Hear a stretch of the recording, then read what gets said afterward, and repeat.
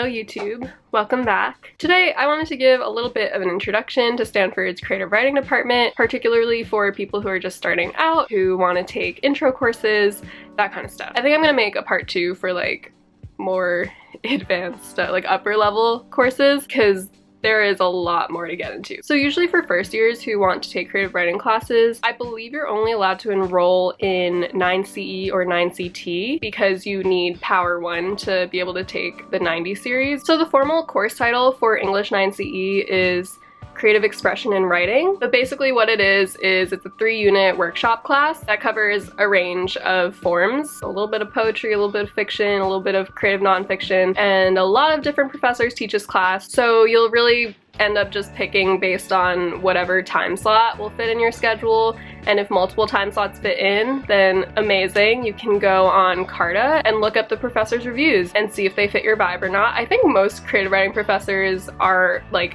amazing, like the best at what they do in the world, but also they all have their different interests and vibes. So, oh, the other thing you can do is look up their work. I don't know if that's like a little bit extra. I personally haven't done this, though I wish I had. Like, now that I think about it, I'm like, wow, like that would be super cool to like get to read some of their stories or poetry before picking which ones, because I do feel like the professors that I've had have usually had pretty similar interests to me, and they might focus on that in their professional work. So yeah, that's kind of how I would go about picking a class. Now, the other class that I mentioned is called English 9CT, and the title of that course is Special Topics in Creative Expression. So that's a class that I actually took freshman fall, and it's not just one class either. It's more of an umbrella of like several different special topics classes. So the one that I took was specifically called Imaginative Realms and focused on fantasy and world building, which was super, super cool. It was definitely not something that I was familiar with at all. So I definitely think that it challenged me in those ways, and I'm really proud of the work that I produced in that class, even though it was my first quarter of my first year.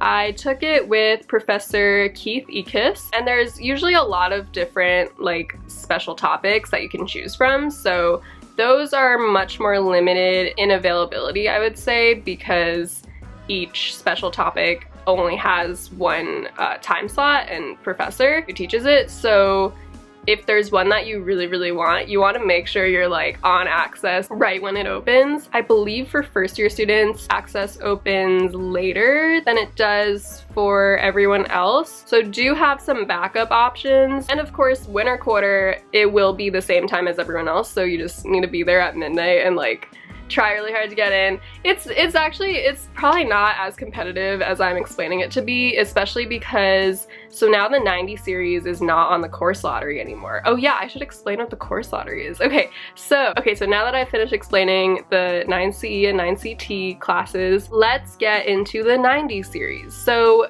the 90 series used to be on the course lottery. Now they're not, but you still need to have taken Power 1 or an equivalent like SLE or Italic in order to take them. So the 90 series are also intro workshop classes, except that they're 5 units each. And they're a lot more specialized. So 90 is fiction writing, 91 is creative nonfiction, and 92 is poetry. I believe there's others, like there might be a fiction to film or screenwriting one, but the first 3 are the most popular and are definitely offered every quarter. I believe the other classes in the 90 series are more like special topics classes. They might even have like a letter following the 90 whatever course number. So definitely check out your course catalog if you're interested in taking classes outside of that. And these classes also have a bunch of different time slots that you can take them and different professors that teach each of them. And besides Power 1, they really don't have any other prerequisites. So for a lot of people, this could also be their first creative writing class. Like I'm pretty sure most people who like didn't really want to take a creative writing class freshman fall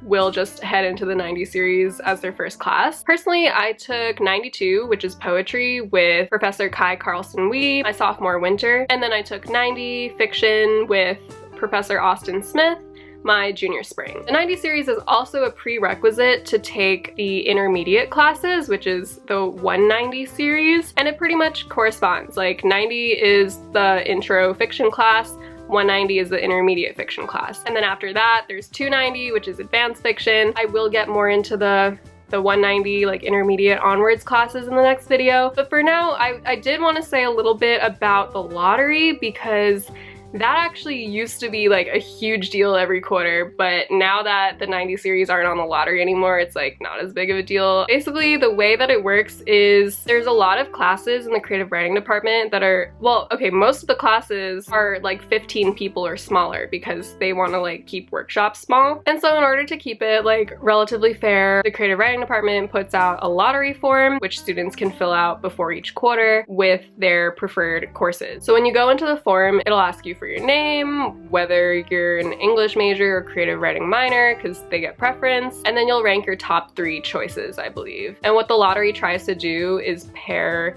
the most number of people with their top choice, or at the very least their second choice. And personally, it's worked pretty well for me. There was one quarter where I think I got my 3rd choice, which I was kind of sad about because I really wanted my 1st choice that quarter. But that's also like not like set in stone either. I'll explain that in a bit. But basically, you fill out the lottery form, and then I believe like the week before class starts, they will put out a list of all the creative writing classes in the department and then the names that got into each class. And they'll also usually do like a wait list for some of them, especially if they're high in demand. So if you're on the list or the wait list and you want to keep your spot, you actually have to show up to the first day of class. So this kind of gets into why it's not really set in stone, because a lot of times people will just fill out the form without really knowing if they'll get into other classes or how their final schedule will turn out, especially because Stanford's shopping period is the first 3 weeks of class. So that's why most people usually get off the wait list if they're on the wait list. If you're not on the wait list, I would recommend emailing the professor and being like, this is my top pick, like, is it okay if I stop by on the first day of class, just in case there turns out to be room? And most professors will say yes, and even if they don't reply to you, it's definitely still 100% okay to show up on the first day,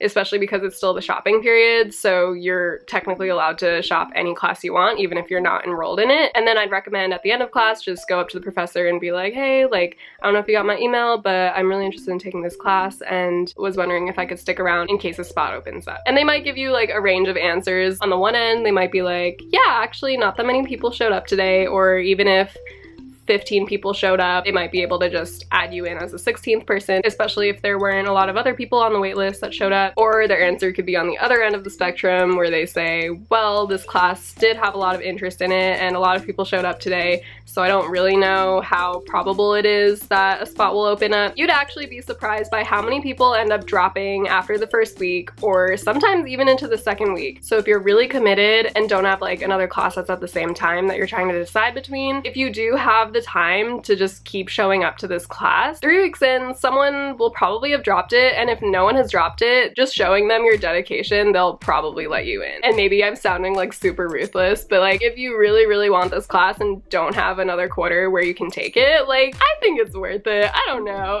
Alright, I'm also gonna explain a little bit about how workshop classes work, because personally in high school, like English classes were more about reading and analyzing literature, and I don't even think we really had any occasions to share our own creative writing. Like maybe in the poetry unit a little bit, but definitely not on like a class-wide scale. Different professors also like to switch up how they run workshops, but for poetry it's pretty standard. I believe you work on 3 poems over the quarter and you sign up for a workshop day, and on that day you bring in your poem. Your professor might have different rules about how you distribute the poem. Some might just be like email the whole class the poem, others might be like bring in physical hard copies. It's kind of different now because everything's virtual, so that definitely doesn't apply anymore. But for fiction, I know some professors also have their students do 3 short stories throughout the quarter. Austin's class, though, actually had us work on 1 story for the whole quarter, and we would workshop the draft. So there's definitely a range in how they do it. Workshop itself, though, I think what's pretty standard is this thing called the silent workshop, where the writer is not allowed to speak for the entirety of the workshop, so everyone else just kind of tells you their feedback, and they definitely build off of what each other are saying, but the writer's not really allowed to respond to anything until the end of the workshop. I've also had other professors who were like staunchly opposed to this method though, so it also definitely varies.